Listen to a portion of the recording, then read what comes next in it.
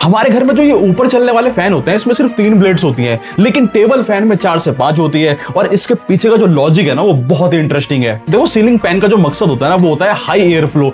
India जैसे गर्म देशों में 3 ब्लेड्स वाला फैन हल्का होता है पर ज्यादा तेजी से घूम सकता है, जिससे वो कम बिजली में पूरे कमरे में हवा फैलाता है। और अगर इसमें 4 ब्लेड्स लगा दिए तो मोटर पर लोड बढ़ जाएगा और हवा का जो फ्लो है वो भी कम हो जाएगा। वही टेबल फैन में 4 ब्लेड्स इसीलिए होते हैं ताकि वो हवा को एक सीधी बीम की तरह फेंक सके। 4 जो ब्लेड्स होते हैं वो हवा को ज्यादा कंसंट्रेटेड और साइलेंट बनाते हैं, जो आपको बिल्कुल पास से ठंडक देते हैं बिना किसी शोर के। वैसे अमेरिका में सीलिंग फैंस में 4 से 5 ब्लेड्स होते हैं। अगर आपको ये बात पता है कि वहां ऐसा क्यों होता है तो कमेंट में अपना दिमाग दौड़ाकर जरूर बताना।